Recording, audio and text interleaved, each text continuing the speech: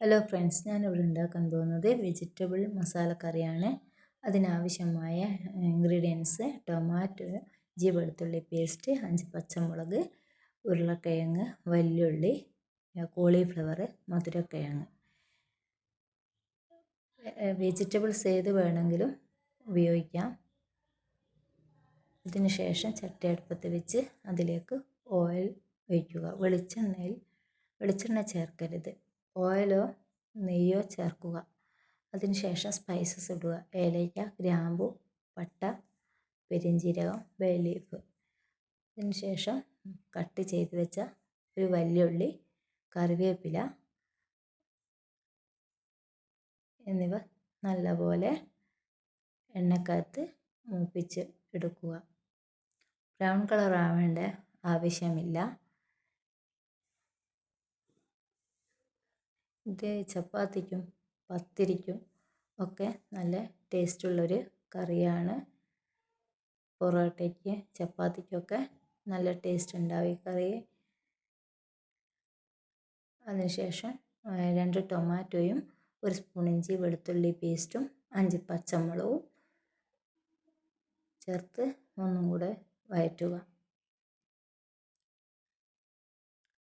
അതിനുശേഷം മസാലകൾ ചേർക്കുക: ഇറച്ചി മസാലപ്പൊടി, മല്ലിപ്പൊടി, മുളക് പൊടി, മഞ്ഞൾപ്പൊടി, ഗരം മസാലപ്പൊടി എന്നിവ ചേർത്ത് പച്ചമണം മാറുന്നത് വരെ വഴറ്റുക.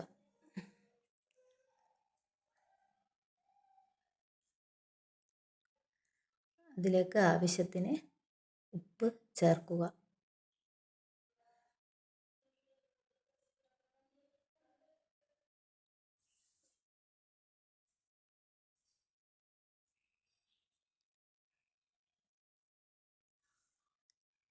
അതിനുശേഷം വെജിറ്റബിൾസ് എല്ലാം ചേർക്കുക.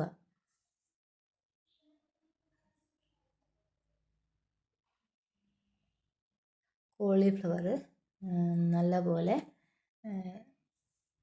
വെള്ളത്തിൽ കഴുകി വെച്ചതാണ്. തിളപ്പിച്ച വെള്ളത്തിൽ 2 മിനിറ്റ് വെച്ചിട്ട് അത് ഊറ്റി വെച്ച ഇതാണ്. വെജിറ്റബിൾസ് എല്ലാം വേവാൻ ആവശ്യമായ വെള്ളം ഒഴിക്കുക.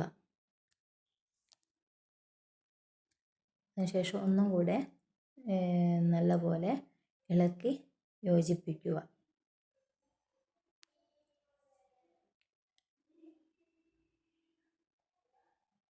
ഇളക്കി യോജിപ്പിച്ചതിന് ശേഷം അടച്ച് വെച്ച് ഒരു 15 മിനിറ്റ് വേവിക്കുക. എൻ്റെ ചാനൽ ഇഷ്ടപ്പെടുകയാണെങ്കിൽ സബ്സ്ക്രൈബ് ചെയ്യുകയും സപ്പോർട്ട് ചെയ്യുകയും ലൈക്ക് ചെയ്യാനും മറക്കരുത്.